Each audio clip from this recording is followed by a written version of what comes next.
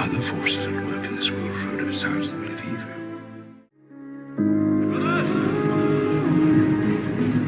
What we do in life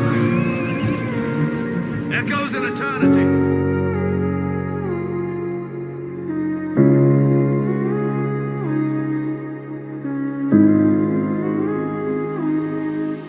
Hitting this hardware store in Louisiana last week, a FedEx driver tried to take shelter inside. The door was locked, so she hid behind a soda machine. It fell over.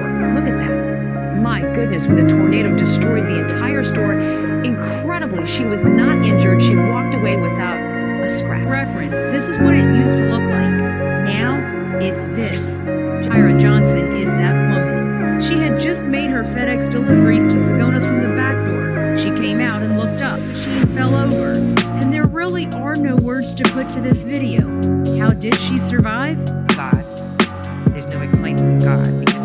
Completely up in flames on the Ridgeway exit off 385. Everybody just start going their car, getting stuff to bust the windows out. We said we gotta get the man out this car.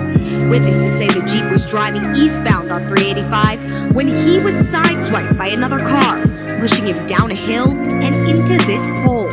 Moments later, flames came through the hood of the car. I appeared to have been completely trapped in the driver's seat because the steering wheel was pressed up against him in the chest. Jesus, Jesus, the blood of Jesus. The blood of Jesus. The blood of Jesus, but devil, you are lying. Jesus, Jesus, Jesus. Jesus, Jesus, Jesus. The blood of Jesus. Jesus, Jesus. Thank you, Jesus. Jesus, the blood of Jesus. The blood of Jesus. Jesus, the blood of Jesus. The blood of Jesus. Jesus, Jesus, Jesus. Stay your blood. Let the seed back. Let the seed back. Let the seed back. The blood of Jesus. The blood of Jesus. The blood of Jesus. Jesus. Jesus. God, Jesus. The blood of Jesus. They got him. They got him. They got him. Thank you, Jesus. Thank you, Jesus.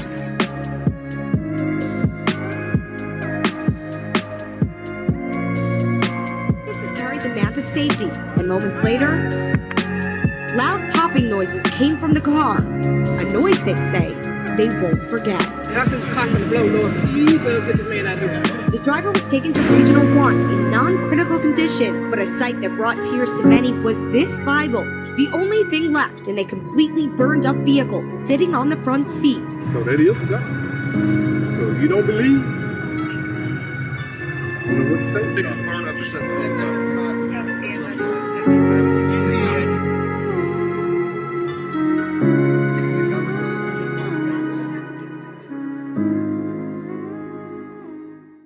And beautiful rescue, raising questions about the power of prayer. People are scouring nearly 70 photographs looking for some sign of a man they swear they saw at the scene of a car accident. He prayed, a life was saved. So why did he disappear even from the photos? ABC's David Muir now on Faith and a Mystery tonight. Tonight it's being called the Missouri Miracle. Much of it, though, still a mystery. A teenager with a beautiful smile, 19-year-old Katie Lentz, trapped in her mangled car, hit by a drunk driver, and first responders trying to get her out. Sheriff's Deputy Richard Adair won't forget when the fire chief turned to him in despair.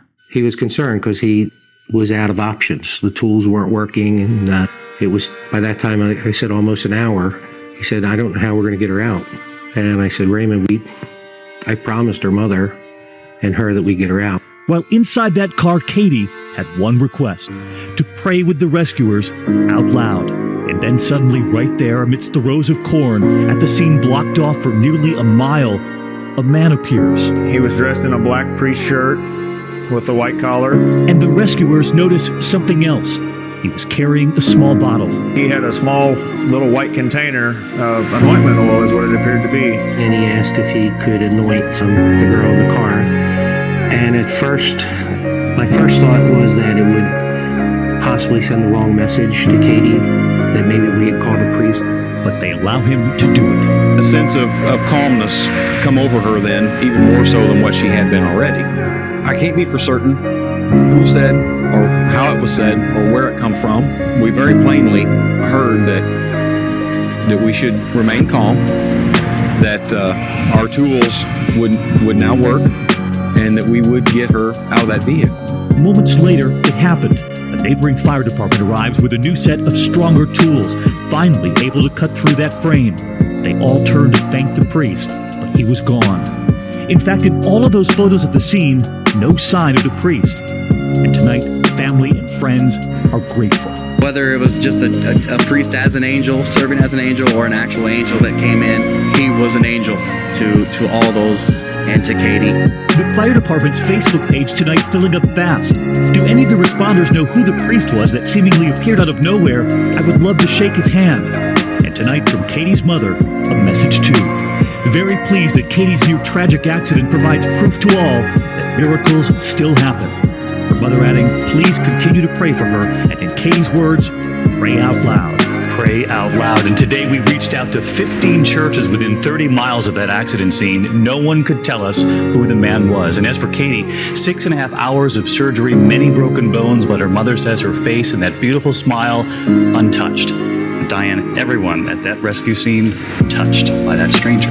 And dozens of people saw him, and yet nothing in the photographs. Nothing, just the story of that white bottle. What an amazing story. Thank you, David. It gives you the chills. A patient on the brink of death. He had no heart rate. He had no blood pressure. He had no pulse. I mean, think about that. Like something scripted in Hollywood, says intensive care unit nurse Emily Bishop. He was down for close to 45 minutes. During which time, he claims he traveled beyond this world and back. Well, he was telling me that he loved me and that he had seen the light and that he had seen my mom and my dad. And I lost it at that point in time because I just lost my mom. The week after burying his mother-in-law, Brian Miller returned to work, delivering metal here in Streetsboro. I was feeling fine. And then when I undid the tarp and pulled the tarp off, I started getting a tightness. Probably the cold air or asthma, he thought, until the intense pain started. I'm a truck driver, and I think I'm having a heart attack. Brian was having a massive heart attack. His main artery entirely blocked, known as the Widowmaker. He was in obvious distress when we found him. Streetsboro firefighters and paramedics put the hospital on alert. Got to get real aggressive with our protocols and got him to the hospital as soon as we could. Can be life or death. Dr. William Wolf rushed Brian into surgery here at University Hospital's Ahuja Medical Center. We want to open up the vessel as soon as possible. Here's the blockage being cleared and blood flow restored. Man, the pain just started slowly going down. They told him that he did good by getting here as soon as he did, coming quick. Not only did Brian survive the heart attack and emergency surgery, he was already up and talking. He was doing fine until he suddenly wasn't. I saw it come across the screen. I ran in there. Brian was experiencing a fatal arrhythmia called VFib, ventricular fibrillation. Basically, his heart rate goes like this. And it's just this scribble. And his heart is just kind of quivering in there. It's not able to pump. It's not doing anything. Emily called Code Blue. CPR, CPR, CPR. Strong, hard, fast CPR. A half a dozen nurses and doctors also responded. Pushing a whole bunch of medications to basically restart his heart. But at just 41, the husband and father of 3 was slipping away. The only thing I remember is I started seeing the light and started walking towards the light. While the ICU team tried to revive Brian, he claims he was walking along a heavenly path lined with flowers, then stopped by a familiar face. She was the most beautiful thing when I seen her. It was like the first day I met her, and looked so happy. His mother-in-law, Kay, who had just passed away.